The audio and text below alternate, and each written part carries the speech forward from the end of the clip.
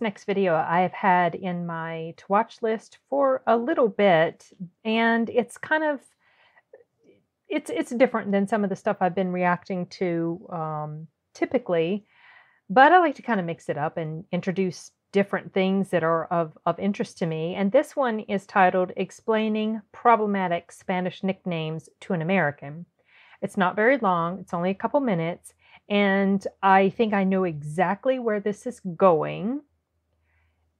So without a lot of bloviating in the beginning, let's just go ahead and jump right into it, and I'll talk later.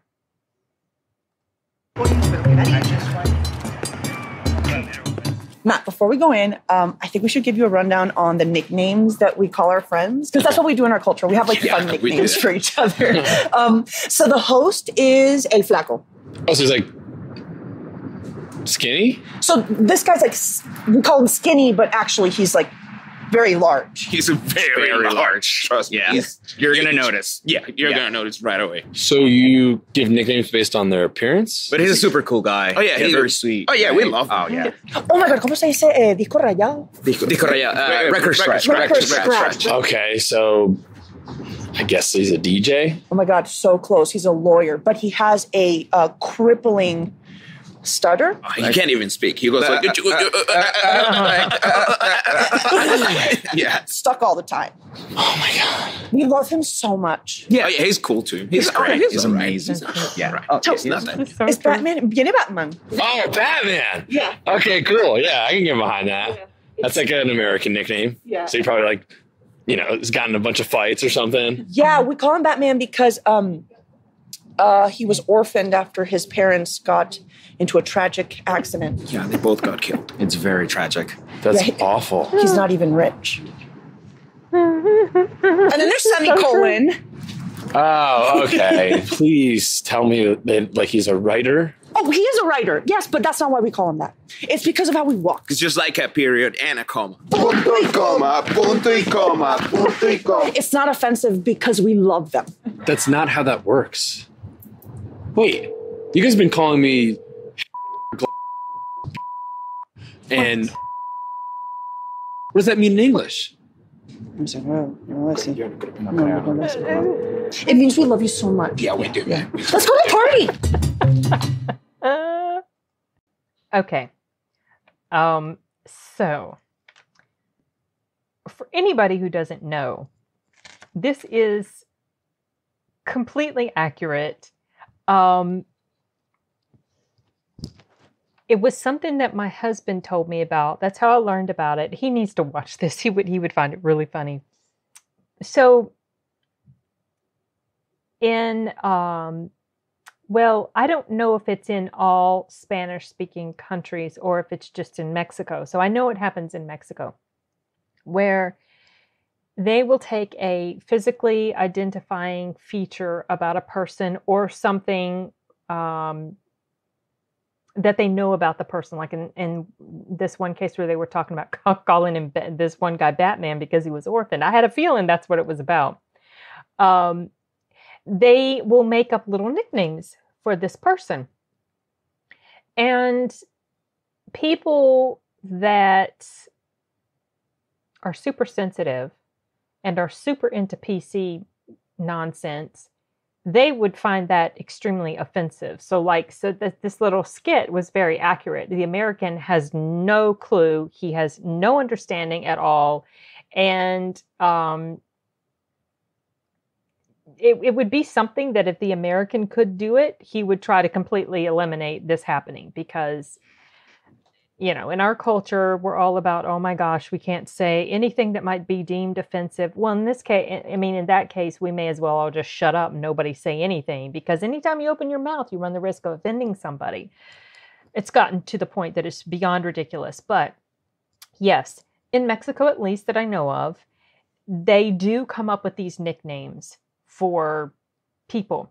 They can often come across to someone, like I said, who doesn't understand as being insulting because, well, the one where they called the guy the opposite of what he was, they called him Flaco, but he's fat. which is the opposite of flacco. I know that there's this one, there's a show, or there was a show where the two hosts, one was a skinny woman and the other one was a fat man, and I think it was called Gordo y Flaco, or something like that. Flaca y Gordo. I can't remember exactly, but I didn't really know that they would, as far as the opposite, which kind of makes sense though, actually, because we do that here in the U.S. and in English-speaking countries. Like, let's say there's a big burly guy and maybe people will call him tiny. So it's the same kind of thing, except it's a little bit more in the area of what would be deemed offensive by people here. But my husband was telling me that this is just something they do, and the person that is being called this, because it happens to a lot of people. I mean, it's not like it's something that is only confined to just a small amount of people, or just maybe like they're just picking on one person in general. That's not the case. Apparently, this is just something that is done. It is not done with any sort of malice or intent to offend. And I know there's like an expression going around, or that I've heard something about, well, it doesn't matter whether you intended to offend somebody or not. If you offended them, then blah, blah, blah, whatever. Whatever. To me, intent is a huge factor as far as whether it's even worth taking the time to invest emotional energy in getting outraged about something. And even if the intent was to be offensive or whatever, people still get way too bent out of shape too quickly, too easily over stuff here in this country. It's extremely off-putting to me. I cannot stand it. But the point I was trying to make, I think, if I can remember what I was saying when I sidetracked myself, is that the intent is not to be insulting. It's a thing. It's kind of hardwired into the culture. It's just what they do, and it's like a pet name. It's like a term of endearment in a lot of ways, with among them. So it's certainly something demonstrated very accurately by this, by the American guy here, that it's not something that they understand. But what was it? I was called, somebody called me something. I can't remember the word she used, but I remember one time years ago. I can't remember exactly. I don't remember exactly the location, because I think something similar happened twice. But my husband and I were somewhere. It was in a place where it was primarily Spanish-speaking people around. Maybe it was a flea market, and there were mostly Spanish-speaking people there at this flea market, or if it was at a cafeteria and most of the servers were Spanish speakers. But anyway, at some point, I don't even know how the conversation came up, but there was a lady talking to my husband, and then she found out that I was his wife. And what was the word she used? I want to say she used the word barilla, but I don't think so. I don't remember. Now I need to look it up. I don't remember. Anyway, whatever. She referred to me as she was talking to him. I don't think she knew that I understood what she was saying, but she basically referred to me as she was talking to him, kind of like surprised that he was married to a white bread, kind of that sort of thing. And I think at the time I did sort of take umbrage to what she was saying because I was of that mentality and I didn't necessarily understand as much, as I do now. It's actually quite possible she did mean it offensively. I don't know. I mean, looking back on it now, I'm not sure, but it's very possible that she wasn't. She was just referring to me. That was just the name she gave me when she looked at me. I'm white bread. Okay, whatever.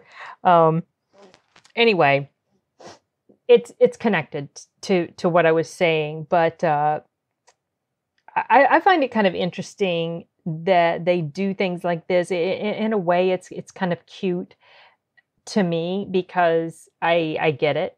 I get the point. Like I call my daughter by a nickname. I call her Monkey. She doesn't really look like a monkey at all, but the reason I call her that is because when she was a tiny baby, she reminded me of a little monkey. The way she acted and the way she'd like wrap her little legs around you when you were holding her, wrap the legs around the waist. And I still call her that, and she's an adult.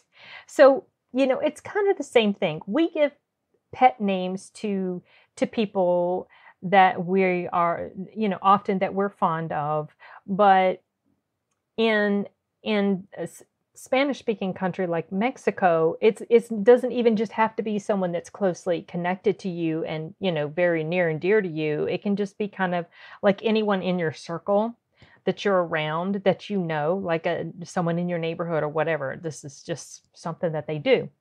So I'm going to assume that there's probably several people that are watching this that know exactly what I'm talking about. And I wonder if this is also a thing in other cultures. Surely it is, where nicknames are given to people that can be deemed as quite offensive, and yet it's really not. They're not being offensive, and the person that's given that nickname is not taking offense to it. This cannot be something that is exclusive to Mexico or to Spanish-speaking countries or cultures. So if anyone is from a completely different culture, different language, chime in and let me know if this is a thing that happens. I'm about willing to bet that yes, it does. But anyway, I just felt like this would be something kind of fun to watch, and I don't have anything else to add to it. So I'm going to go ahead and sign off later.